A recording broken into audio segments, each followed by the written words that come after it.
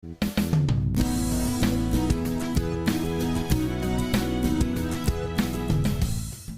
man ang panahon, doon kami sa gawang Peerless. Champion! Mula sa baretang pangmatagalan, purong powder. Hanggang sa mabulang liquid detergent. Kaya sa labahan, Champion! Tapat na walang katapat.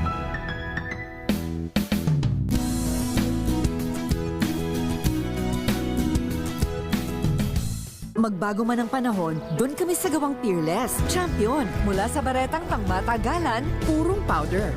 Hanggang sa mabulang liquid detergent. kaya sa labahan, Champion! Tapat na walang katapat.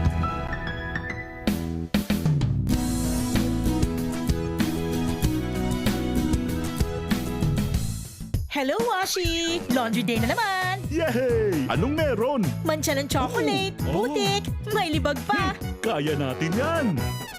With Pride Washing Machine Detergent, may triple stain-away formula.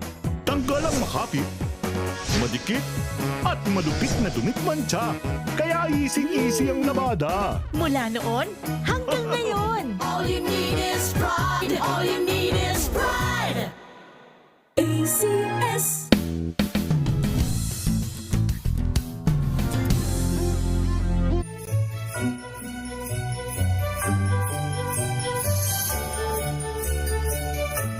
Maligayang Pasko at manigong bagong taon sa inyong lahat.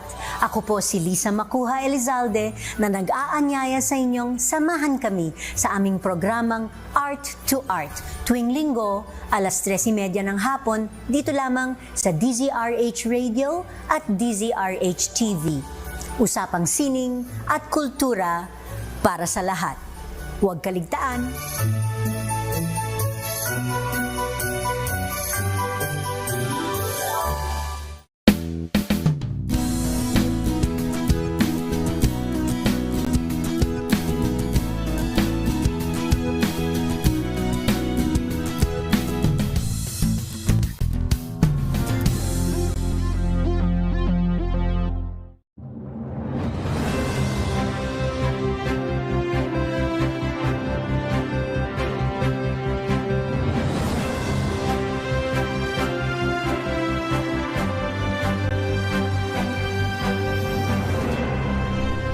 Oras 6 na minuto makalipas ang alas 7 ng umaga. Maynila! Maynila! Ito ang Pilipinas!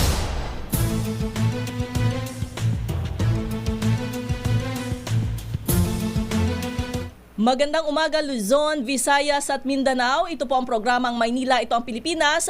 At ako po si Leth Narciso. Tuloy-tuloy sa pagbabalita, tuloy-tuloy sa serbisyo, sama-sama tayo Pilipino. Sa ulo ng ating mga balita, bilang ng mga naputukan bago ang salubong sa 2024, higit 100 na ayon sa Department of Health. Maynila! Maynila! Ito ang Pilipinas! Maraming pasahero humahabol na makauwing probinsya para sa pagsalubong sa bagong taon. Maynila! Maynila! Ito ang Pilipinas! Walk of Thanksgiving isinagawa kaugnay ng nalalapit na pista ng Poong Itim na Nazareno. Maynila! Maynila! Ito ang Pilipinas! Transport crisis pinawi sa harap ng pag-arangkada ng PUV modernization. Maynila! Maynila! Ito ang Pilipinas! Rehabilitasyon sa Marawi City pinaaapuran ni Pangulong Bongbong Marcos. Maynila! Maynila! Ito ang Pilipinas! Taas presyo sa LPG bubungad sa unang araw ng 2024. Presyo ng ibang produktong petrolyo may katiting na rollback. Maynila! Maynila! Ito ang Pilipinas! At ngayon sa detalye ng ating mga balita, umakyat pa sa 107 ang bilang ng mga naputukan bago ang pagsalubong sa 2024. Ayon sa Department of Health, isa sa mga biktimang edad 19 anyos sa Cagayan Valley ay pinutulan ng kaliwang kamay dahil sa paggamit ng plapla. Samantala, pinakamarami ang naitalang kaso sa NCR na may 38%. Sinundan ng Central Luzon, Ilocos Region, Soc Sargent, Cagayan Valley, Bicol, Calabarzon at Western Visayas. Nangungunang sanhi ng fireworks injury ang mga boga, 5-star, quitis, piccolo, plapla, luces at whistle bomb. Maynila, Maynila, ito ang Pilipinas.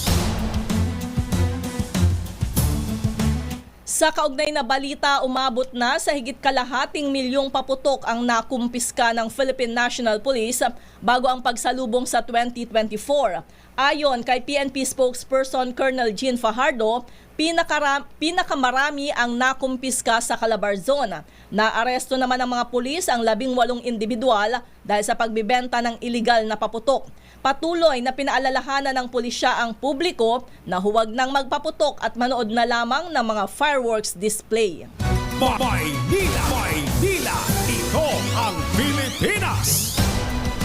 Patuloy sa paghabol ang mga pasahero sa mga pantalan hanggang kahapon, bagamat mas kakaunti ito kumpara noong bisperas ng Pasko. Ayon kay Batangas Port Manager Joselito Sino Cruz, hindi maituturing na dagsa ang buhos ng mga tao gaya noong December 22 o 23. Pero tinaya ng pamunuan ng Batangas Port na nasa 20,000 pa rin ang mga nagtungo sa pantalan hanggang kahapon. Bawal pa rin ang mga armas, flammable object, paputok, pato at chicharon sa Batangas Port. Maynila, Maynila, ito ang Pilipinas. Nagdagdag naman ng mga bus ang Parañaque Integrated Terminal Exchange sa mga biyaheng Bicol, Visayas at Mindanao. Ayon kay Colleen Calbasa, Corporate Affairs Officer ng PITX, maraming naka-standby na bus para sa mga walk-in na pasahero. Hanggang kahapon, 80 bus ang idinagdag ng PITX para sa mga humabol na umuwi ngayong bisperas ng bagong taon. Sinabi ni Calbasa na umabot sa higit 53,000 na mga pasahero ang naitala ng terminal hanggang kahapon ng tanghali. Maynila, Maynila, ito ang Pilipinas. Umarangkada na ang Walk of Thanksgiving sa Quiapo, Maynila.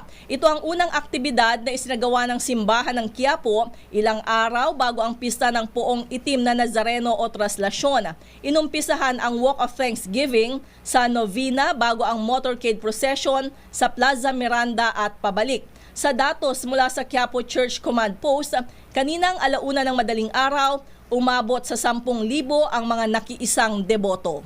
Maynila, Maynila, ito ang Pilipinas.